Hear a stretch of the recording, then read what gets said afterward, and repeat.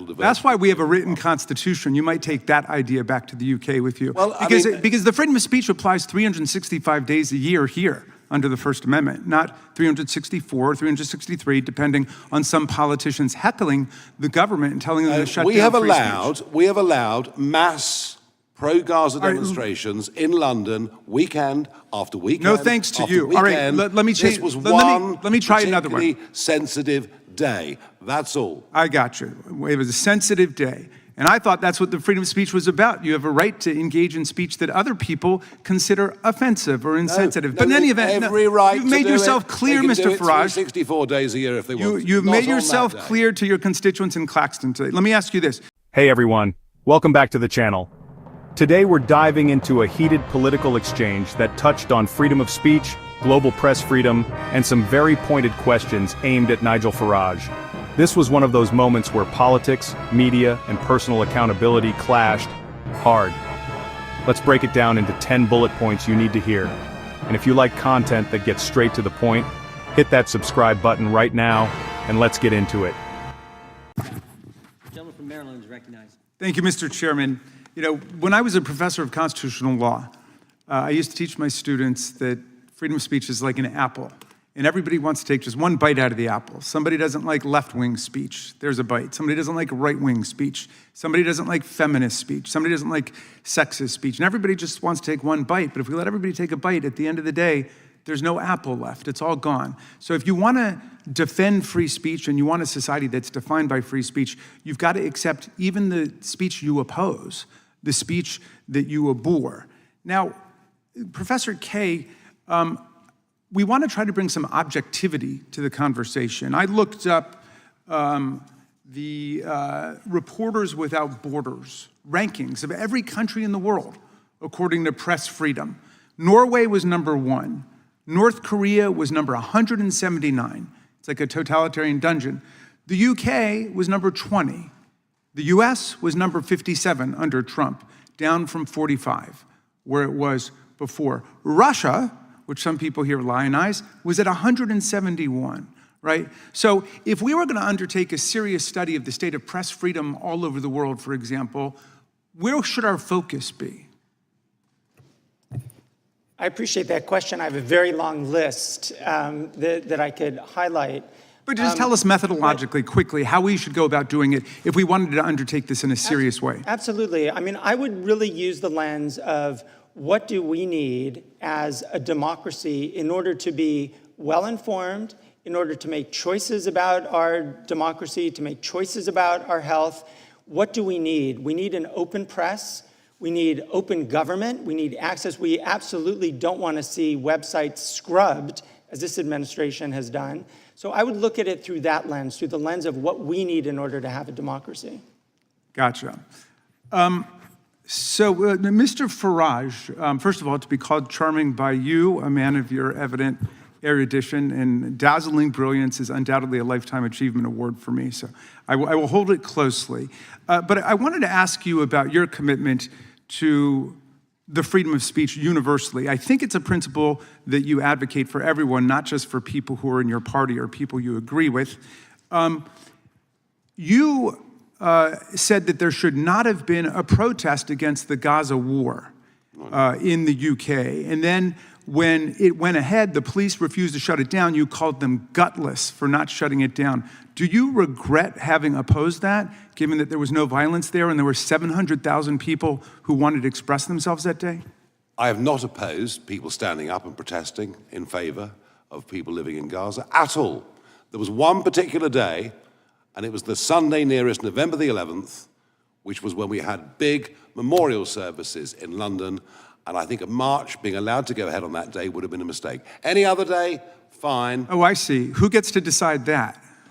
What I think actually is something that is embedded in the country, something that is absolutely fundamental to That's why we have a written constitution. You might take that idea back to the UK with you. Well, because the freedom of speech applies 365 days a year here under the First Amendment, not 364 or 363, depending on some politicians heckling the government and telling them to shut down free speech. We have allowed mass pro-Gaza right. demonstrations in London, weekend after weekend. No thanks to after you. All right, weekend. let me change. This was let me try another one. particularly sensitive day. That's all. I got you. It was a sensitive day. And I thought that's what the freedom of speech was about. You have a right to engage in speech that other people consider offensive or insensitive. But in any event, every right you've made to do yourself it. clear, They can Mr. do it Farage. 364 days a year if they want. You've Not made on yourself that day. clear to your constituents in Claxton today. Let me ask you this. You've banned journalists from your political events that you disagree with, haven't you? No, in fact, I'm the only political Really? leader At your in Britain. convention, you didn't ban journalists and revoke their take- credentials? You know, I take, the average press conference, I take 25 questions. No, that wasn't my All question. Mr. Farage, elements- we're politicians, so we see what you're doing. I'm asking you a direct question. Well, thank you. I'm very pleased I'm you asking you a do. direct question, and I hope you can answer it. Why do you ban journalists who oppose your views from coming to your events? Why did you tell your party, why did you tell the local government not to do interviews with your local newspaper? I am the most open person to any journalist. Undoubtedly, whatever you're they the think, handsomest man in and the I do world. it- But I'm and I- asking you a different and I do it question, every okay? day. That's not my question. My question for you is, and it's legit, why do you ban journalists that you disagree with from your political events, like from your convention? I don't. Okay, and you say you've never done that? I can't think, if I go back the last 25 years, I can't think of banning anybody. But I mean, maybe somebody else did. But look, I see. It was somebody else who I repeat did the it. point. I do more. I take more questions. All right. From Do you- journalists. do you have than all any the other objections? leaders added up together. Okay. Mr. Price, let me ask you, you're an honest man. Do you have any objection to the things you've heard about what Donald Trump is doing in the United States of America, going after law firms, for example, banning them from federal buildings and federal courthouses, stripping them of security clearance, saying they can never get federal jobs or contracts because he doesn't like something one of the lawyers at the firm did? Do you think there's a First Amendment problem with that, as our courts have found? There's a lot of information you've put into that. It's good to talk to you again after London. Yeah, as well, have you sir. followed that at all? I haven't. I have to I be see. perfectly honest with you now. Okay, do you have any problems with anything Donald Trump has done with respect to free speech and freedom of expression in America? Or you just haven't followed it? I'm not as well. There are plenty of people here better informed on American matters than I. And we are. So thank you very much. And Mr. Chairman, thank you for your indulgence. I yield back. I think the gentleman, my guess is Mr. Farage takes press questions probably as often as President Trump does. These are two guys who aren't afraid to talk to the press and take any question that comes to them. We've seen that displayed time and time again. The gentleman from California. All right, first up, the conversation starts with an incredibly powerful analogy. A former constitutional law professor compares freedom of speech to an apple. Everyone wants to take just one bite, censor this, ban that. But if everyone takes a bite, there's no apple left. Basically, if we want a society with true free speech, we have to defend even the voices we hate. Then the focus shifts to real-world data, the Press Freedom Index. Norway's at the top, the UK is 20th. The US? It dropped from 45th to 57th under Trump. And for context, Russia is at 171 and North Korea dead, last at 179. It's a brutal reminder that the battle for a free press isn't theoretical, it's measurable. Next, a key question is asked. How should we even evaluate press freedom? The answer is simple but deep. Look at what democracy needs: access to information, an open government, and a media that isn't scrubbed clean by political power. You can't have an informed public without open dialogue, even when it's messy, even when it's uncomfortable. Now things get more direct, and a lot more tense. Nigel Farage is asked about his criticism of a pro-Gaza protest in the UK. He called the police gutless for not shutting it down, but when pressed, he clarifies. He wasn't against the protest itself, just the timing, which coincided with a Memorial Day. But here's where it gets spicy. The American speaker fires back, reminding Farage that in the US, freedom of speech doesn't take days off. Not for politics, not for sensitivity. Free speech here is protected 365 days a year. If you're still with me, do me a favor. Hit that like button so more people see this breakdown. Then comes a big accusation. Farage is asked if he banned journalists from his political events.